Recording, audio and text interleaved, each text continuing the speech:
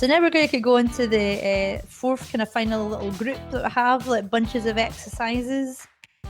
And this is a little bit of departure from what we've been doing so far, but something that's also really, really good, and I recommend it all the time.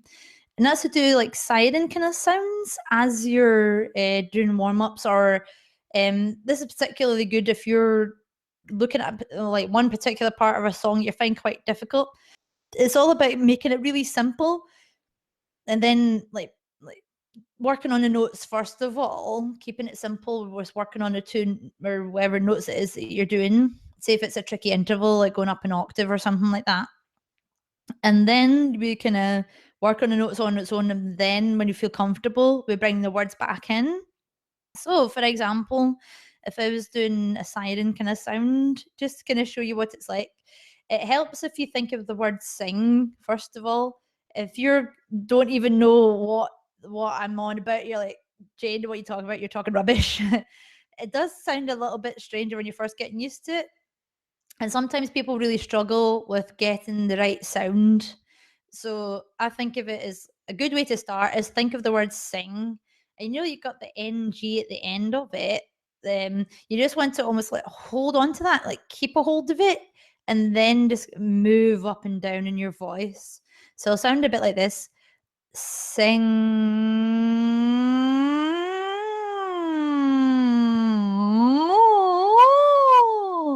Oh, sure. Oh, that's like guaranteed that every time I do that, it makes me yawn, like every single time. So please excuse me if I start yawning my head off. It's just because there's something about that. It makes me want to yawn like all the time. I'm sure there's people's laughing at me right now. It's like, it doesn't matter if it's in the studio, if it's on a webcam or anything, it's every time. So yeah, we're to try and do the sliding up and down. Let's start on that middle C again. So we're singing the word sing on middle C, then just very gently at your own pace and your own time going up and down in your voice. You'll hear me going up and down, but you don't have to match me. I'm quite a high voice, so if you're a baritone or a bass, please don't feel you're going to follow me, because then you'll end up doing some damage to your voice. If you feel that you're getting near a limit to your voice, you need to listen to what your voice is telling you. Don't push it. Okay, so it'll sound a bit like this. Sing.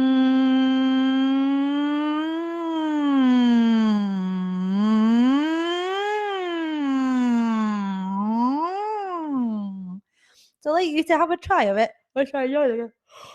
Oh, see, I told you like every time. Okay, so I'd like you to have a try this time on middle C. Ready? Here we go. Sing.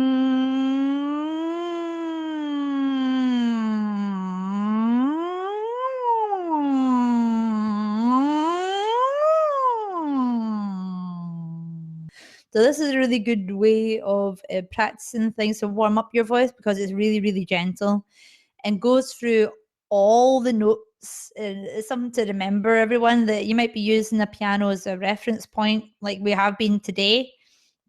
But remember that the piano is a fixed tone instrument, but your voice isn't. Your voice can sing more notes than the piano can.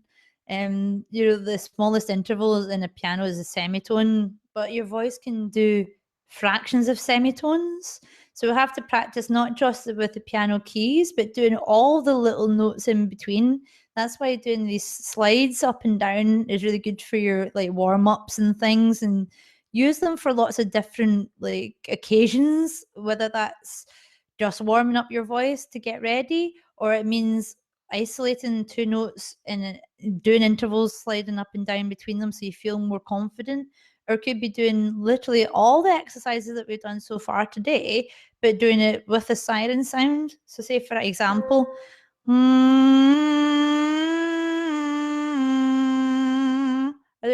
sure, oh, yawn again. Every time I do it, I'm just going to yawn my head off. Sorry. Okay, so the next thing we're going to do is going back to that bit where we're saying me, but we're going to move around a little bit more with our voice this time. So starting on the middle C again, really slowly, and for the intermediate and advanced singers, you might want to build up the speed of it and speed up the agility. There's two kind of main ways that I like to do it.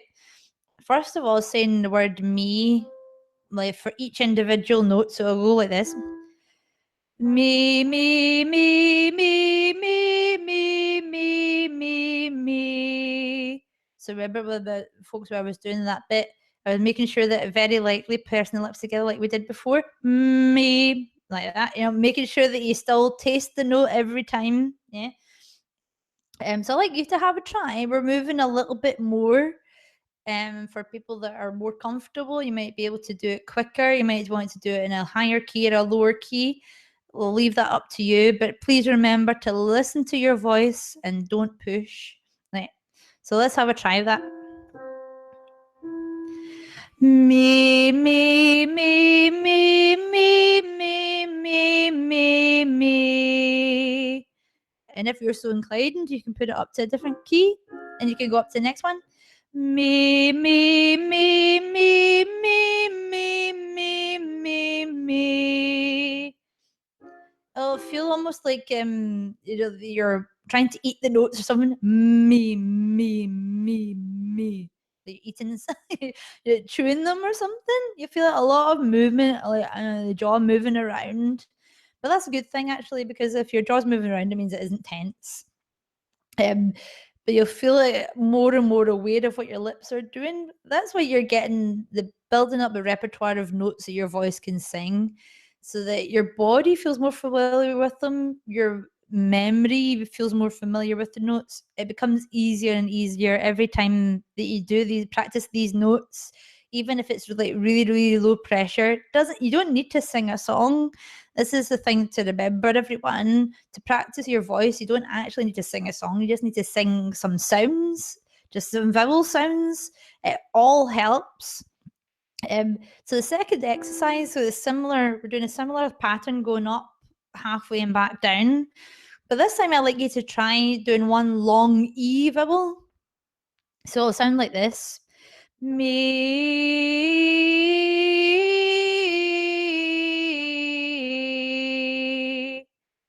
And same folks same idea for the intermediate and advanced people.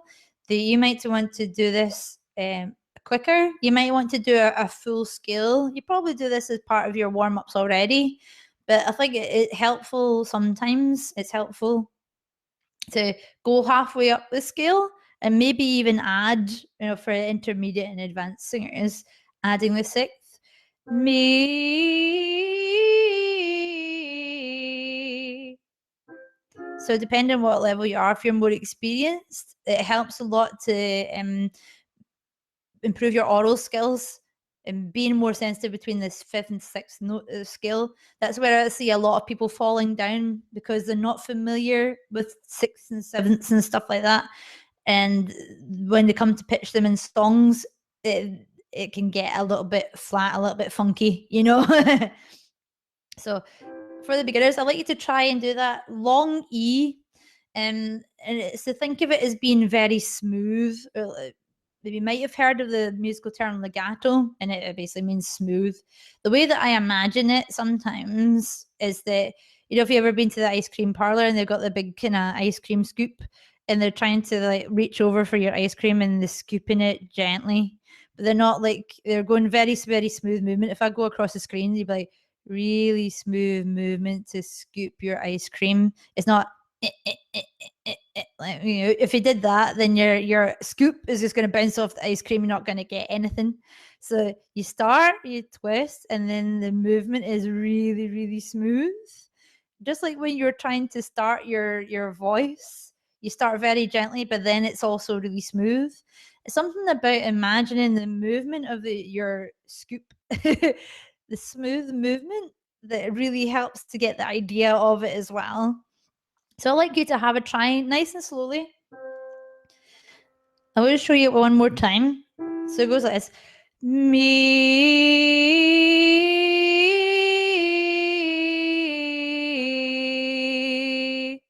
And then we can go up to a different key. So starting on middle C again, going up to the G and back down. Let's have a try. Here we go. Me.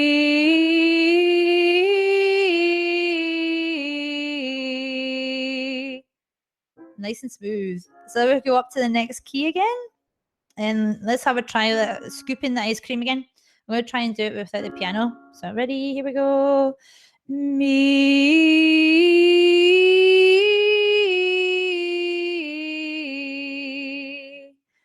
This might be quite difficult for people that are beginners and knowing how to control that. But the things that help me a lot is using my imagination when I'm trying to do these different exercises or the different ways of singing something.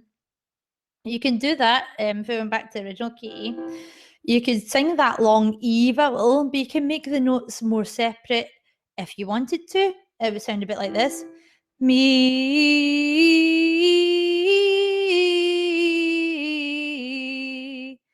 But then it sounds a bit like, jagged and lumpy, and well, sometimes you want that effect when you're singing. A lot of the time that you don't. So it's knowing how to change it when, depending on what you're singing. So I think it's a smoother one. The smoother option of the legato is the one that's harder to produce because it needs more of your body. It needs more of your imagination to have that control. I want to do it one more time. So let's try in the middle C again. Here we go. Me.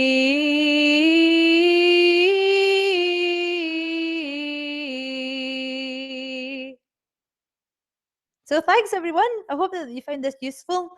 Remember to sign up for our bit on the blog post. If you give me your email, that's something that actually I'm going to be doing later on tonight. I've got my list of the exercises that we did today.